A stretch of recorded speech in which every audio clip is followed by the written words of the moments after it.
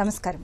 న్యాయసేవ కార్యక్రమానికి స్వాగతం. ఇవాళ మన అంశం పోక్సో చట్టం అవగాహన న్యాయ సహాయం. ఈ అంశంపై సలహాలు సూచనలు అందించడానికి మనతో పాటు ఉన్నారు పోక్సో ఫాస్ట్ ట్రాక్ నేర విచారణ కోర్టు రంగారెడ్డి జిల్లా శ్రీమతి ఎంకే పద్మావతి గారు, అలాగే అదనపు పబ్లిక్ ప్రాసిక్యూటర్ రంగారెడ్డి జిల్లా కోర్టు శ్రీమతి ఎన్ శోభారాణి గారు. వారిచ్చే విలువైన సలహాలు సూచనలు స్వీకరిద్దాం. జడ్జి గారు, అసలు ఈ పోక్సో చట్టం గురించి తెలియజేయండి. మేడం, పోక్సో యాక్ట్ అంటే it's protection of children from sexual offences act. ఇది 2012లో అమలుకి వచ్చింది. ఇంతకుముందు ఐపీసీలో అంటే ఇండియన్ పినల్ కోడ్లో కూడా చిల్డ్రన్ ప్రొటెక్షన్ గురించి చాలా సెక్షన్స్ ఉన్నాయి. అంతకు ఉన్నా కూడా ఈ నేరాలు అనేది చిల్లలపైన ఆఘాతం అనేది రోజు రోజుకి ఎక్కువ అయిపోతుంది. సో ఇవన్నీ అరగట్టేదానికి ప్రొటెక్షన్ ఇచ్చేదానికి అనేసి ఈ పోక్సో యాక్ట్ చట్టాన్ని తీసుకురావడం జరిగింది. అంటే దీని మెయిన్ ఇంటెన్షన్ ఏంటంటే to give speedy justice to children. దీనికోసమే ఒక స్పెషల్ కోర్టును కూడా ఎస్టాబ్లిష్ చేయడం జరిగింది. దీని కోర్టులో ఏమంటే ఇది మామూలు కోర్టులో కాకుండా చిల్డ్రన్ అంటే పిల్లల్ని చైల్డ్ ఫ్రెండ్లీ మేనర్లో అక్కడ ట్రయల్ కూడా జరిపించడం జరుగుతుంది అండ్ స్పీడీ జస్టిస్ జరిపించడం జరుగుతుంది. అంటే స్పీడీ జస్టిస్ అంటే ఇక్కడ మామూలుగా ఇప్పుడు పోక్సో యాక్ట్ కింద వన్స్ కేసు రిజిస్టర్ అయిందంటే with in 2 months concern investigation officer ఎవరు ఉంటారు వాళ్ళు కోర్టులో ఛార్జ్షీట్ ఫైల్ చేయాల్సి వచ్చింది.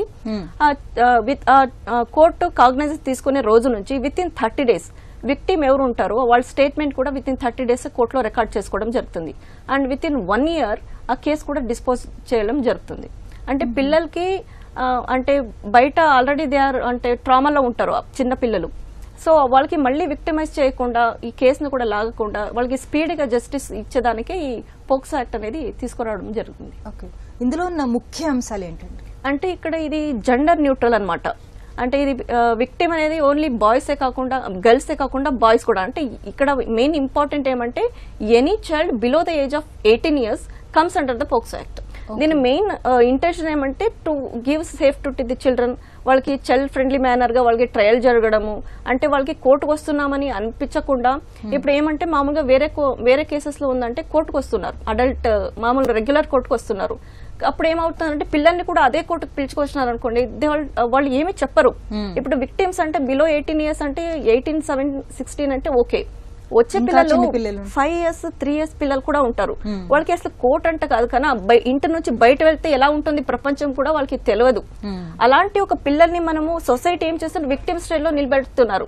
అలాంటప్పుడు వాళ్ళని ఎవిడెన్స్ ఎలా రికార్డ్ చేసుకోవాలంటే చాలా చైల్డ్ ఫ్రెండ్లీ మేనర్ గా, అంటే వాళ్ళకి ఇబ్బంది కలగకుండా చేసేదానికి మనం ఏం చేస్తామంటే as per supreme court guide lines ద్వారా మనం వల్నరబుల్ విట్నెసెస్ డిపోజిషన్ సెంటర్ అని సెపరేట్ గా మనం కాన్స్టిట్యూట్ చేసుకున్నాం. ఆ సెంటర్ లో చిన్న పిల్లలు ఇప్పుడు మనం నర్సరీలో వెళ్తే ఎలా ఉంటుంది, పిల్లలకి అట్మాస్ఫియర్, బొమ్మలు ఉంటాయి, క్రయాన్స్ ఉంటుంది.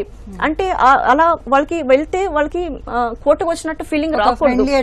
ఫ్రెండ్లీ అట్మాస్ఫియర్ లో ఉండి వాళ్ళు ఓపెన్ అప్ అవుతారు. అప్పుడు పిల్లలు చెప్పగలుగుతారు. కొన్ని పిల్లలకి చాలా టైం పడుతుంది పిల్లలతో ఎలిసిట్ చేయాలంటే.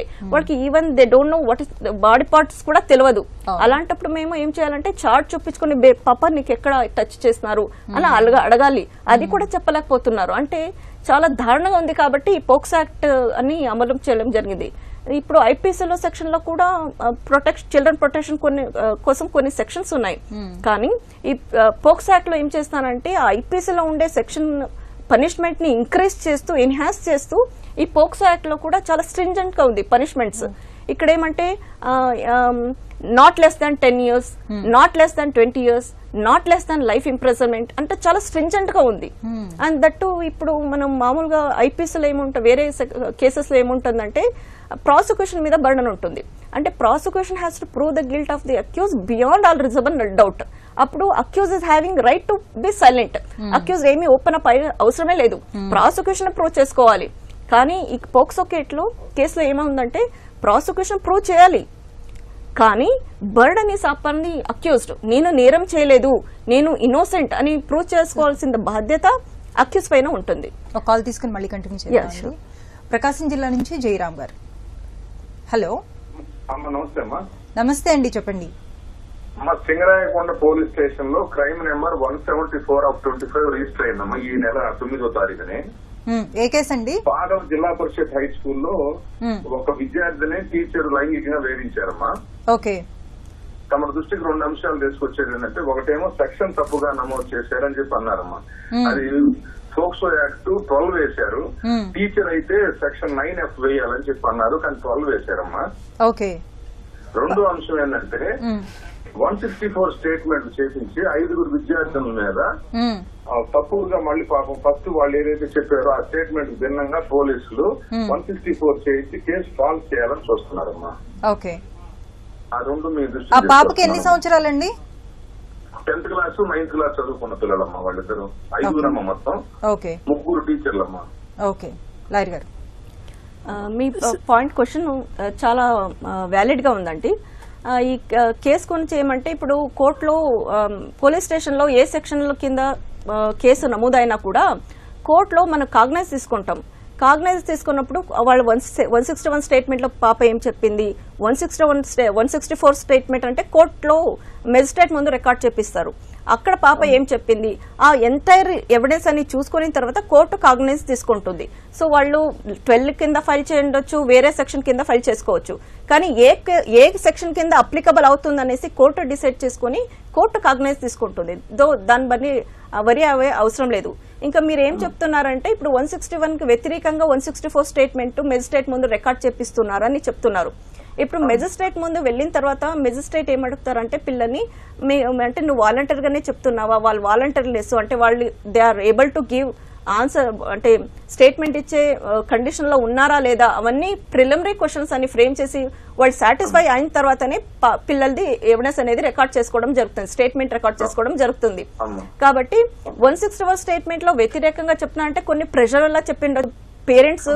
ఇప్పుడు ఏమంటే సోషల్ స్టిగ్మా, ఇప్పుడు నా పిల్లలు బయట అంటే ఇప్పుడు మీరు 8th 9th 10th అంటున్నారు అంటే వాళ్ళు పిల్లలు కొద్దిగా పెరిగే పిద్దలు, రేపు పొద్దునే సొసైటీ మా పిల్లల్ని ఎలా చూస్తుంది అనేసి ఆ భయంతో కూడా పేరెంట్స్ ప్రెషర్ పెట్టిండొచ్చు. కానీ ఇది పోలీస్ వాళ్ళే చేస్తున్నారా లేకపోతే పేరెంట్స్ ప్రెషర్ పెడుతున్నారా ఇది సెకండరీ. మన కోర్టుకు వస్తుంది కదా ఎవిడెన్స్ చెప్తారు కదా కోర్టులో ఎవిడెన్స్ చెప్పేటప్పుడు పిల్లలు నిజంగా ఏం జరిగింది అనేసి ఓపెన్ అప్ అవుతున్నారు. అప్పుడేం చేస్తున్నా అంటే బేస్డ్ ఆన్ ది ఎవిడెన్సే కోర్టులో ఏం జరుగుతుంది చెప్తున్నారో ఎవిడెన్స్ ఆ బేసిస్ మీదనే మేము కన్విక్షన్ అనేది ఇవ్వడం జరుగుతుంది. సో దానికి మరి అంటే మీరు వరి అవే అవసరం లేదు. మేబీ వేరియస్ రీజన్ ఉండొచ్చు. ఎందుకంటే ఇప్పుడు పేరెంట్స్ ఎలా ఆలోచిస్తున్నారంటే ఇప్పుడు విక్టిమ్ ఉన్నారనుకోండి, సొసైటీ ఎలా చూస్తుందో మమ్మల్ని, మన పిల్లల్ని ఎలా చూస్తున్నారో, వాళ్ళ మ్యారేజ్ కి ఇబ్బంది అవుతుందేమో ఫ్యూచర్ లో, ఇలాంటి రకరకాలుగా ఆలోచిస్తున్నారు. ఇప్పుడు మన సొసైటీ కూడా అంతే. ఏంటి ఇప్పుడు విక్టిమ్ ఉందని అనుకోండి, వాళ్ళకి మనకు సపోర్ట్ ఇవ్వాలని ఆలోచించాలని, అయ్యో విక్టిమా, అయ్యో ఇలా జరిగిందా అంటే ఇంకా డిప్రెషన్ గా లోన్ చేస్తున్నారు. అలా కాకుండా మనం కూడా సపోర్ట్ చేయాలి. ఈ రోజు పక్కన ఇంట్లో జరిగింది, రేపు మా ఇంట్లో జరగవచ్చు కదా అని ఆలోచన వస్తే పేరెంట్స్ లో గానీ సొసైటీలో వస్తే ఈ పోక్సో యాక్ట్ అనేది 100% మనం నియంత్రించవచ్చు అని నేను చెప్పుకుంటాను. చెప్పండి. యూనిఫామ్ లో వెళ్లి దర్యాప్తు చేస్తున్నారమ్మా పోలీసు. అదే చేయకూడదు. పోక్సో యాక్ట్ కింద కంపల్సరీ ఇది పోక్సో యాక్ట్ ఏం చెప్తుందంటే విక్టిమ్ స్టేట్మెంట్ ఏముందో చైల్డ్ ఫ్రెండ్లీ మేనర్ గా వెళ్లేసి రికార్డ్ చేసుకోవాలి. అది పోలీస్ స్టేషన్ లో కూడా పిల్లల్ని పిలవట్లేదు. వాళ్ళు రెసిడెన్స్ గానీ వెళ్లేసి యూనిఫామ్ లేకుండా సివిల్ డ్రెస్ లో వెళ్లేసి వాళ్ళు స్టేట్మెంట్ అనేది రికార్డ్ చేసుకోవాలి. మీరు అలా చేస్తున్నారంటే violation of the POCSO act, దానిపైన మీరు యాక్షన్ కూడా తీసుకోవచ్చు. సుపీరియర్ ఆఫీసర్ కంప్లైంట్ ఇవ్వండి, ఇప్పుడు మా దృష్టికి తెచ్చుకున్నారు, may will take action against them. నమస్తే లాయర్ గారు. అలానే ఇలాంటి పోక్సో యాక్ట్ కింద నిందితులకి ఎలాంటి శిక్షలు పడే అవకాశం ఉందంటారు? మేడం, పోక్సో యాక్ట్ అనేది ఇప్పుడు మనకు శిక్షలు చాలా కఠినంగా ఉన్నాయి. ఇందులో పిల్లల పైన లైంగిక దాడులు కానీ, లైంగిక వేధింపులు కానీ, పోర్నోగ్రఫీ కానీ పిల్లలపైన ఈ నేరాలు చేసినట్లయితే వాళ్ళకి కఠినంగా శిక్షించాలని పోక్సో యాక్ట్ చెప్పడం జరుగుతుంది. అయితే మేడం ఇందులో ఏమవుతుందంటే ఇప్పుడు sexual assault, penetrative sexual assault, aggravated penetrative sexual assault plus ఇందులో ఈ పెనిట్రేటివ్ సెక్షువల్ అసాల్ట్ లో మేడం ఇది పనిష్మెంట్ వచ్చేసి 10 years వరకు ఉంది. అదే ఆ పాప కనుక 16 years బిలో ఉంటే 20 years పనిష్మెంట్ కూడా ఇవ్వడం జరుగుతుంది. 20 years టు లైఫ్ ఇంప్రిజన్మెంట్. తర్వాత ఇప్పుడు అగ్రివేటెడ్ పెనిట్రేటివ్ సెక్షువల్ అసాల్ట్ అంటే ఇది మన పోలీస్ స్టేషన్లో పోలీస్ ఆఫీసర్స్ కానీ మరియు ఇది వాళ్ళ లిమిట్స్లో మరి ఇది ఆర్మ్డ్ ఫోర్సెస్ వాళ్ళు చిన్నపిల్లల మీద లైంగిక దాడి చేసిన ఎడల, తర్వాత ఇది హాస్పిటల్స్లో మేనేజ్మెంట్ స్టాఫ్ కానీ పబ్లిక్ సర్వెంట్స్ కానీ సో వీళ్ళ కనుక పిల్లలపైన సెక్షువల్ అసాల్ట్ చేసినట్లయితే వాళ్ళకు 20 years ప్లస్ 20 years నుంచి లైఫ్ ఇంప్రిజన్మెంట్ ప్లస్ ఈ యొక్క డెత్ పెనాలిటీ కూడా ఉంది ఇందులో ఉంది మేడం. సో ఈ పోక్సో యాక్ట్లో కఠినంగా శిక్షలు అమలు చేయడానికి ఉన్నాయి మేడం, ఎందుకంటే చిన్నపిల్లలు కాబట్టి వాళ్ళకి ఇది ఉంది. ఇంకొకటి ఏంటంటే ఈ 2019లో అమెండ్మెంట్స్ వచ్చాయి. కాల్ తీసుకుని మళ్ళీ కంటిన్యూ చేద్దాం. ఓకే. కళ్యాణ్ కుమార్ గారు వరంగల్ నుంచి. కళ్యాణ్ కుమార్ గారు నమస్తే అండి. మేడం 3 years బ్యాక్ మాకు పోక్సో కేసు అయింది మేడం. అయితే అమ్మాయి కోర్టుకు వచ్చి అంటే వాళ్ళ పేరెంట్స్ ప్రెషర్ వల్ల కోర్టుకు వచ్చి నా పరంగానే న్యాయం చెప్పింది మేడం జడ్జి గారికి. అయితే అమ్మాయి వచ్చి కోర్టుకు వచ్చి ఫోర్జరీ సర్జీ అంటే సైన్ వేరే లాగా పెట్టి అమ్మాయిని హాస్టల్లో నా మీద కేసు చేసింది మేడం. ఇప్పుడు 3 years అవుతుంది, కేసు రన్నింగ్ అవుతుంది. మరి ఇప్పుడు కాంప్రమైజ్ కావాలంటే ఆయన రావట్లేదు. అమ్మాయి అయితే అవైలబుల్ గా మనకు సపోర్ట్ ఉంది మేడం. పోక్సో కేసేనండి? పోక్సో కేసే మేడం. ఓకే జడ్జి గారు, పోక్సో కేసెస్ లో మీరు ఎవరు కాంప్రమైజ్ అవ్వాలనుకుంటున్నారు? అదే మేడం, ఇప్పుడు వాళ్ళు పేరెంట్స్ కావచ్చా, అమ్మాయి అయితే అవైలబుల్ గా మనకుంది రావడానికి సిద్ధంగా ఉంది madam. Okay, once POCSO case register అయిన తర్వాత దీంట్లో కాంప్రమైజ్ అని ఉండదండి. దీనికి కాంప్రమైజ్ అనే దానికి ఆస్కారమే ఉండదు. సో వాళ్ళు కాంప్రమైజ్ అయినా అయ్యకపోతే out of court due to pressure గానీ, లేకపోతే చాలా వాళ్ళకి ఫోర్స్ పెట్టడం గానీ, లేకపోతే వాళ్ళకి భయభ్రాంతులను చేసి వాళ్ళని హాస్టల్ అవ్వమని ప్రెషర్ పెడతారు. కానీ ఒకవేళ వాళ్ళు కాంప్రమైజ్ అయినా కూడా కేసులో ఉండే స్టేట్మెంట్స్ కానీ ఎవిడెన్స్ కానీ దాని బేసిస్ మీద ఇప్పుడు మెడికల్ ఎవిడెన్స్ ఉంటుంది, డిఎన్ఏ రిపోర్ట్ ఉంటుంది. బేస్డ్ ఆన్ దట్ కూడా కోర్టు కన్సిడర్ చేసుకుని శిక్ష ఇవ్వడం జరుగుతుంది. మెయిన్ ఇక్కడ మనం చూడాలంటే వేరే కేసెస్ లాగా పోక్సో యాక్ట్ కింద కాంప్రమైజ్ అనేది ఆస్కారం ఉండదు. మీరు ప్రెషర్ పెడుతున్నారు అనుకోండి, అంటే అమ్మాయి ఇంటి వాళ్ళని కానీ వాళ్ళ రిలేటివ్స్ కానీ వాళ్ళు అంటే ప్రెషర్ పెడుతున్నారు కాంప్రమైజ్ అంటే మీరు కూడా శిక్షార్హులు అవుతారు. ప్రెషర్ పెట్టే వాళ్ళు కూడా శిక్ష. చెప్పండి. అమ్మాయి మ్యారేజ్ చేసుకుందాం అనుకుంటాం మేము, మరి కోర్టు మా ద్వారా అయినా ఇద్దరు కోర్టు కొట్టేయడానికి కేసు కొట్టడానికి ఏమైనా ఉంటుందా మేడం? అలా ఏమి ఉండదండి. ఇప్పుడు మనము పోక్సో యాక్ట్ కింద ఏం చూస్తున్నామంటే ఇప్పుడు అమ్మాయి అనేది విత్ కన్సెంట్ మ్యారేజ్ అంటే బిలో, ఇప్పుడు పోక్సో యాక్ట్ ఎలా వస్తుందంటే any child below the age of 18 years considered as a child, so child అవుతుంది. అలాంటప్పుడు ఈ కన్సెంట్ ఉన్నా కన్సెంట్ లేకపోయినా మైనర్ కన్సెంట్ లా కింద దానికి ఏమీ వాల్యూ ఉండదు. సో కాబట్టి ఆమె ఇప్పుడు పెళ్లి అబ్బాయి నేను ఇప్పుడు పెళ్లి చేసుకుంటానన్నా, లేకపోతే ఫ్యామిలీ మెంబర్స్ మేము వాళ్ళు యాక్సెప్ట్ చేసుకుంటున్నా, ఇప్పుడు మనం చూడాల్సింది ఏమంటే అఫెన్స్ జరిగినప్పుడు పాప ఏజ్ ఎంత ఉంది, ఆమె మైనర్ ఉంది. సో పోక్సో యాక్ట్ కింద ఈవెన్ దో ఆమె విల్లింగ్ గా వెళ్ళిపోయినా కూడా అతను అక్యూజ్డ్ ఆమె మైనర్ అని తెలిసి కూడా అతన్ని తీసుకుపోయినాడు, పెళ్లి చేసుకున్నాడు, కాబట్టి ఇది అఫెన్సబుల్ అవుతుంది. కాబట్టి ఈ కాంప్రమైజ్ అనే దానికి వాల్యూ ఉండదు అండ్ ఆస్కారం కూడా ఉండదు పోక్సో యాక్ట్ కింద. మరో కాల్ తీసుకుందాం అండి. విజయవాడ నుంచి సరస్వతి గారు. Hello hello. ఓకే లాయర్ గారు, ఇంతకు ముందు మీరు చెప్తున్నారు ఒక సెక్షన్ గురించి చెప్తున్నారు. మేడం, ఇది 2019లో అమెండ్మెంట్స్ వచ్చాయి. ఏంటంటే పనిష్మెంట్ ఎన్హాన్స్ చేశారు, అందులో డెత్ పెనాలిటీ కూడా యాడ్ చేయడం జరిగింది. సో మనము 19th అమెండ్మెంట్ వచ్చాక కేసులో ఇది ఒకటి జడ్జిమెంట్ కూడా వచ్చింది, ఒక డెత్ పెనాలిటీ వల్ల, అది Ravi versus state of Maharashtra. So అందులో ఏం చెప్పారంటే ఫ్యాక్ట్స్ ఏంటంటే వీళ్ళ father is a fruit seller అనమాట, పండ్లు అమ్ముకుంటూ ఉంటాడు. సో అప్పుడు ఏమవుతుందంటే ఈ పాప వాళ్ళ మమ్మీ ఇంట్లో పని చేసుకుంటుంది, పాప బయట ఆడుకుంటుంటే ఈ అక్యూజ్డ్ అనే అతడు ఆ పాపకు చాక్లెట్స్ ఇచ్చేది పక్కన అతను చూస్తాడు, ఒక ఆయన చూసి అయితే తర్వాత ఆ పాప మళ్ళీ కనిపించలేదు. కనిపించకపోతే వాళ్ళ పేరెంట్స్ పోలీస్ కంప్లైంట్ ఇచ్చారు, మిస్సింగ్ కింద కేసు కట్టారు. కట్టిన తర్వాత ఇన్వెస్టిగేషన్ లో ఏం వచ్చిందంటే ఆ పాపని చాక్లెట్ ఇవ్వడం ఈ సెకండ్ నేబర్ అనే అబ్బాయి చూశాడు, చాక్లెట్ ఇవ్వడం చూశాను అంటే సరే అనేసి ఇన్వెస్టిగేషన్ చేస్తుంటే ఆమె ఇట్లా ఎన్నిసార్లు అక్యూజ్డ్ ఇంటికి వెళ్ళినప్పుడు ఆ ఇల్లు ఎప్పుడు ముందు నుంచి లాక్ ఉంటుంది, వెనక డోర్ నుంచి ఆయన వస్తూ ఉంటాడు, వెళ్ళిపోతూ ఉంటాడు. సో వాళ్ళు ఒకసారి ఏంటి ఇది ఎప్పుడు లాక్ ఉందని పోలీస్ వాళ్ళు ఇన్వెస్టిగేషన్ లో చూస్తే ఇలా బ్యాక్ సైడ్ నుంచి వచ్చి వెళ్తుంటారు. ఒకసారి డోర్ బ్రేక్ చేస్తారు. డోర్ బ్రేక్ చేసి చూసేసరికి పాప బెడ్ కింద ప్రైవేట్ పార్ట్స్ లో బ్లడ్ ఊజింగ్ అవుతూ ఉంటుంది. ఆ పాప చనిపోయి ఉంటుంది. సో ఈయన బెడ్ పైన పడుకొని ఉంటాడు అప్పుడు వీళ్ళు వెళ్ళినప్పుడు. సో వాళ్ళు అడుగుతారు అనమాట ఏంటి ఇది అని అంటే వాడు కన్ఫెస్ అవుతాడు, నేను ఈ అమ్మాయిని రేప్ చేసి నేను మర్డర్ చేశానని చెప్తారు. సో ఆ ఎవిడెన్స్ కూడా ఆ అబ్బాయి ఎవరైతే చూసారో అది లాస్ట్ సీన్ కింద తీసుకొని అందులో డెత్ పెనాల్టీ ఇవ్వడం జరిగింది కోర్టు వారు. సో ఇలా ఏంటంటే పోక్సోలో ఉన్న చట్టాలు చాలా కఠినంగా ఉన్నాయి. వేరే యాక్ట్లో ఇలా యాక్ట్ కన్నా వేరే లాస్ కన్నా ఈ యాక్ట్లో చాలా కఠినంగా ఉన్నాయి. ఎందుకంటే పిల్లలు వాళ్ళకు మనం కాన్స్టిట్యూషన్ కూడా వాళ్ళకి ఇవి రైట్స్ ఇచ్చారు, ఫండమెంటల్ రైట్స్. ఎవరికి అయినా ఉంది right to life and personal Liberty.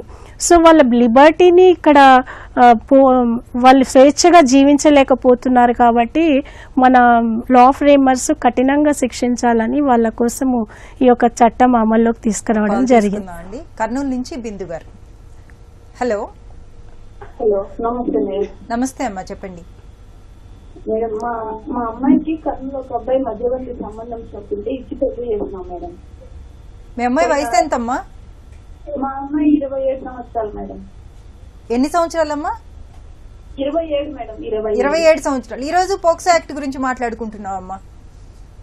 అలాగే జడ్జి గారు ఇందాక మీరు ఒక విషయం అన్నారు, ఈ మన సొసైటీకి భయపడి చాలా మంది నిజం చెప్పకుండా దాచిపెడుతున్నారు అని చెప్పేసి. అలాంటి సందర్భాల్లో అంటే ఇట్లాంటి సందర్భాల్లో చాలా మంది భయపడతారు మీరు అన్నట్టు. దాన్ని సీక్రెట్ గా ఏమన్నా చేయడానికి అవకాశం ఉంటుందా? అంటే అసలు ఎవరికీ తెలియకుండా ఓన్లీ వాళ్ళకి మాత్రమే తెలిసేటట్టు, సొసైటీకి అసలు తెలియకుండా ఉండేటట్టు. ఎస్, ఈ పోక్సో యాక్ట్ కింద ఇది కూడా ఒకటి గౌప్యత కాపాడడం అనేది చాలా ఇంపార్టెంట్. అంటే విక్టిమ్స్ గానీ వాళ్ళ ఫ్యామిలీ మెంబర్స్ డీటెయిల్స్ గానీ ఇప్పుడు ఓన్లీ కంప్లైంట్ లో మాత్రమే ఉంటుంది, వాళ్ళు డిస్క్లోజ్ చేయాలి కాబట్టి. కానీ మిగతావి ఎక్కడండి ఛార్జ్ షీట్ లో గానీ కోర్టులో స్టేట్మెంట్ రికార్డ్ చేస్తారు కానీ అక్కడ గానీ వాళ్ళ డీటెయిల్స్ అనేది ఎక్కడ కూడా రివీల్ చేయము. Victims, father of the victims, mother of the victim, sister of the victim అలాగే రాసుకుంటాం అంతేగాని వాళ్ళ పేర్లు రాయము, వాళ్ళ ఫాదర్ పేరు, వాళ్ళ డీటెయిల్స్ ఏమి రాయము. జస్ట్ వాళ్ళు ఓన్లీ ఆ ఎఫ్ఐఆర్ వాళ్ళ పేర్లు ఉండేది ఒకటి సీల్డ్ కవర్ లో కోర్టుకు ఇస్తారు. అది మన కోర్టులోనే ఓపెన్ చేసుకోవాలి, అది కోర్టు చూసుకోనికి మాత్రమే. అంతేకాకుండా వాళ్ళకి ఎక్కడ వాళ్ళ ఐడెంటిటీ అనేది రివీల్ చేయకూడదు దీంట్లో. అండ్ దట్టు మీరు చెప్పినప్పుడు ఏం చెప్తున్నారంటే ఇప్పుడు భయం పడి చెప్పట్లేదు అంటున్నారు. సో దానికోసమే నేను ఇంత ముందు చెప్పినప్పుడు ఈ వల్నరబుల్ విట్నెసెస్ డిపోజిషన్ సెంటర్ ని ఓపెన్ చేసేది మెయిన్ పర్పస్ ఇదే. ఎందుకంటే వాళ్ళు కోర్టులో వచ్చినారు అనుకోండి, కోర్టులో వచ్చిన తర్వాత అడ్వకేట్ ద్వారానో లేకపోతే ఇంకొకరు రిలేటివ్స్ వాళ్ళు ఇప్పుడు కోర్టుకు వచ్చుతావా, కోర్టు సొత్తు తిరుగుతావా, పాపను ఎందుకు అంటే ఎమోషనల్ బ్లాక్ మెయిల్ చేస్తున్నారు పేరెంట్స్ కి. అలాంటప్పుడు ఏంటంటే ఆ డిపోజిషన్ సెంటర్ లో ఇక్కడ ఎవరు కూడా ఉండరు, జస్ట్ కోర్ట్ స్టాఫ్ మాత్రమే ఉంటారు. ఈవెన్ అడ్వకేట్ గానీ పోలీస్ గానీ ఎవరు ఉండరు ఆ సెంటర్ లో. వాళ్ళ ఎవిడెన్స్ కూడా మేము ఏం చేస్తామంటే మన కోర్టు నుంచి వీసీ ద్వారా రికార్డ్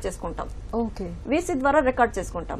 అలాంటప్పుడు వాళ్ళకి గౌప్యత ఉంటుంది, వాళ్ళకి వాళ్ళ ప్లేస్ లో ఉండి చెప్పొచ్చు అక్కడ అంటే ఆ సెంటర్ లో వచ్చి వాళ్ళు డిపోజిషన్ చెప్పొచ్చు. అలాంటి సౌకర్యం అంది.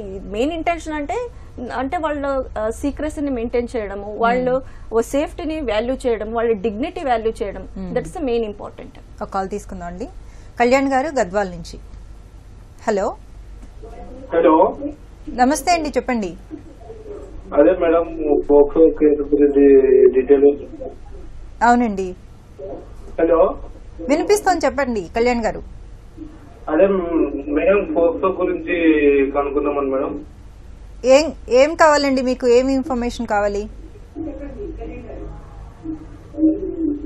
టీవీ మ్యూట్ లో పెట్టేసేయండి మేడం. టీవీ మ్యూట్ లో పెట్టండి.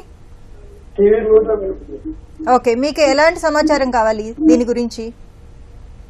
ఏం లేదు మేడం, రీసెంట్ గా ఇతను మా గ్రామంలో పోక్సో కేసు గురించి మైనర్ బాలికల స్కూల్ అమ్మాయిని తీసుకుపోయి పిల్లలు గలీజ్ చేసింది. అక్కడ స్కూల్ అని చెప్పేసి వేరే దాని నుంచి తీసుకుపోయినారు అనమాట.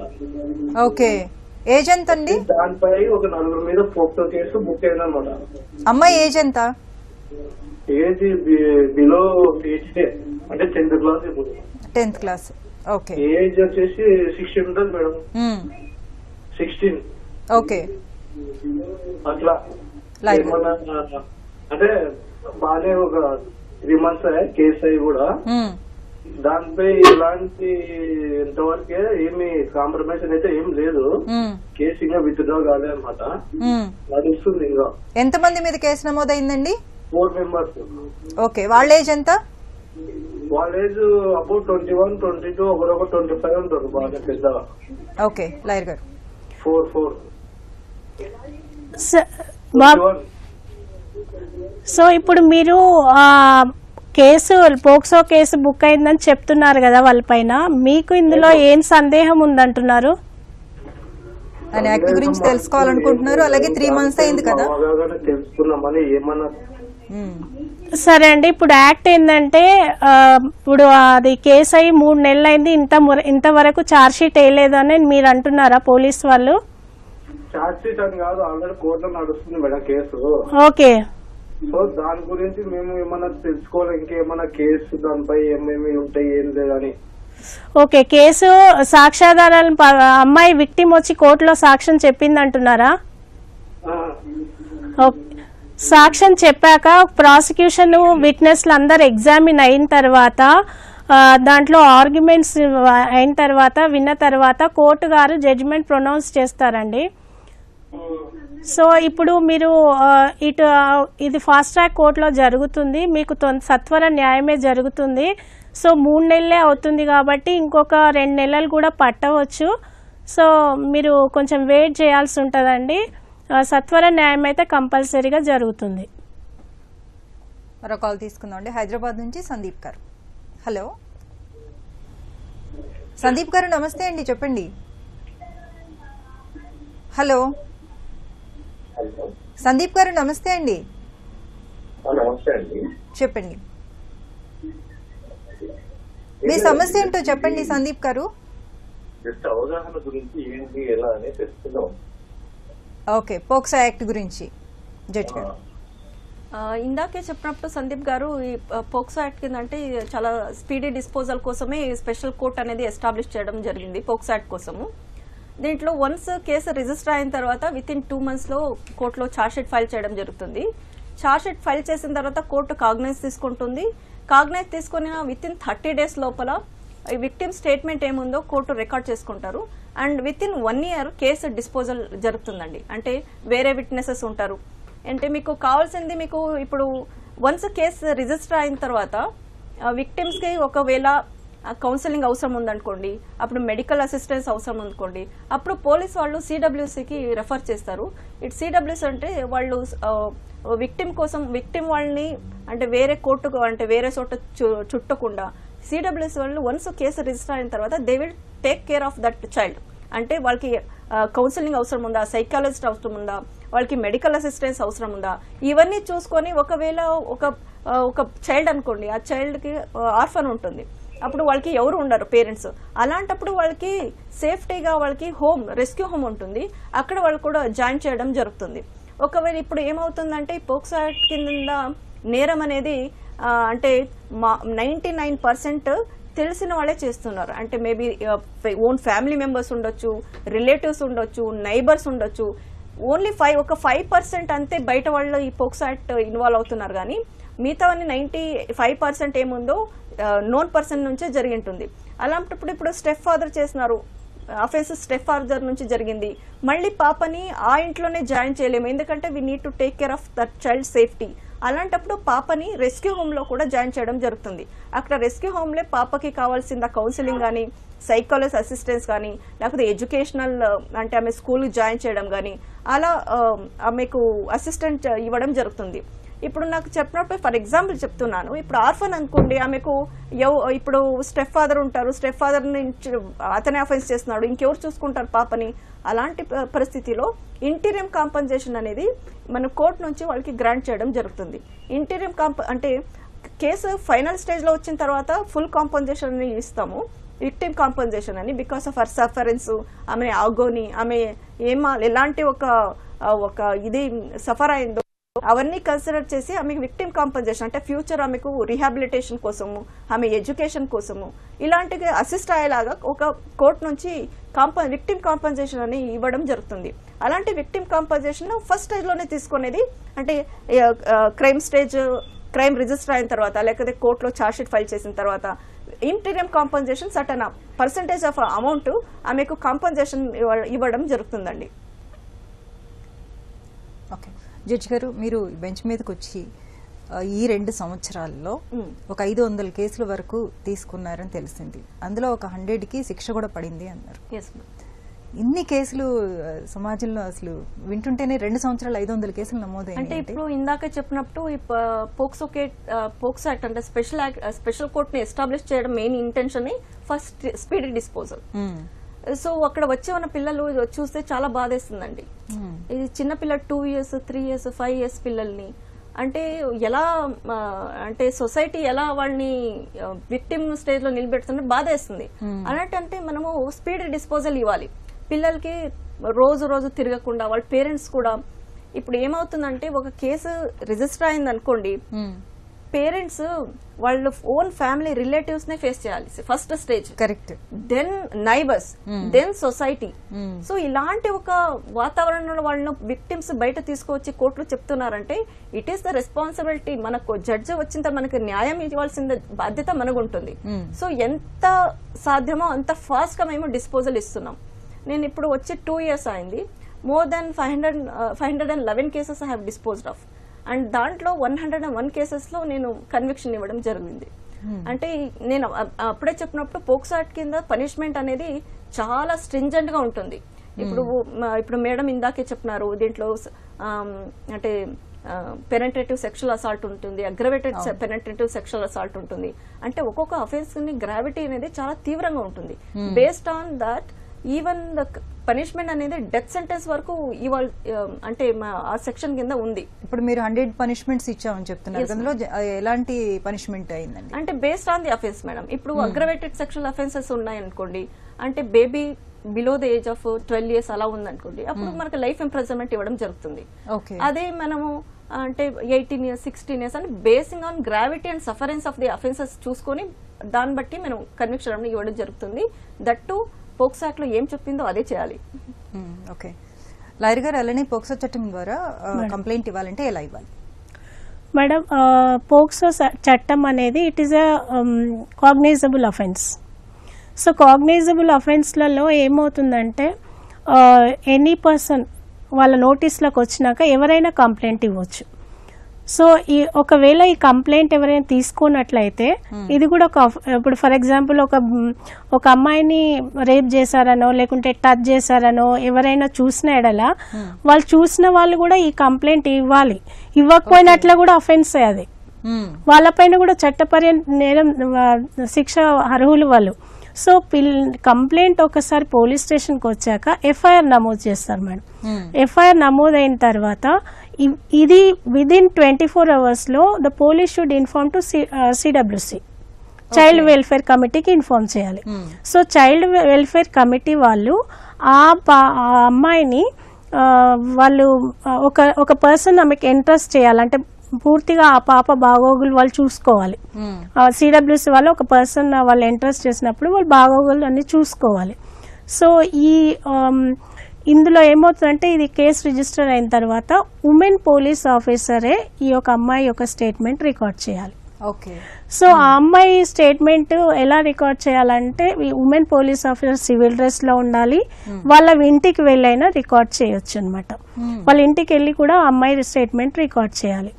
ఒకవేళ కనుక ఆ అమ్మాయికి పోలీస్ స్టేషన్ కి వచ్చి కంప్లైంట్ ఇవ్వలేని స్థితిలో ఉంటే ఇన్ఫర్మేషన్ వెళ్ళినా పోలీస్ వాళ్ళు వాళ్ళ ఇంటికి వెళ్ళి కంప్లైంట్ తీసుకోవాలి. సో వీళ్ళు ఇలా స్టేట్మెంట్ రికార్డ్ చేశాక ఆ అమ్మాయిని ఇమీడియట్ గా హాస్పిటల్ పంపిస్తారు. If it is and penetrative aggravated penetrative sexual assault అయితే. సో డాక్టర్ గారు ఎగ్జామిన్ చేస్తారు, అమ్మాయిని ఎగ్జామిన్ చేసి ప్రిలిమినరీ రిపోర్ట్ ఇవ్వడం జరుగుతుంది. తర్వాత ప్రిలిమినరీ రిపోర్ట్ ఇచ్చిన తర్వాత పోలీస్ వాళ్ళు ఎందుకంటే ఈ యాక్ట్ 18 ఇయర్స్ లోపు ఉన్న పిల్లల గురించి కాబట్టి వాళ్ళ మీద ఫస్ట్ ఈ యాక్ట్లో చూడాల్సింది ఏంటంటే ఆమె ఏజ్ ఎంత అనేది చూడడానికి ఒక బోనఫై సర్టిఫికేట్స్ కలెక్ట్ చేస్తాం. సర్టిఫికేట్స్ అంటే ఆ అమ్మాయి అండర్ 18 ఇయర్స్ లోపు ఉందా లేదా అనేది.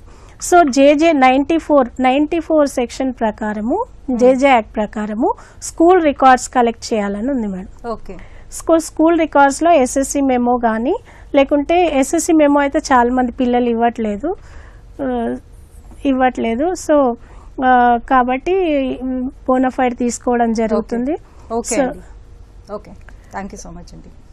ఇప్పటివరకు మనం పోక్సో చట్టం అవగాహన న్యాయ సహాయం అంశంపై సలహాలు సూచనలు స్వీకరించాం. వచ్చే శనివారం 9:30 న్యాయ సేవా కార్యక్రమంలో మళ్ళీ కలుసుకుందాం. అంతవరకు సెలవు. నమస్కారం.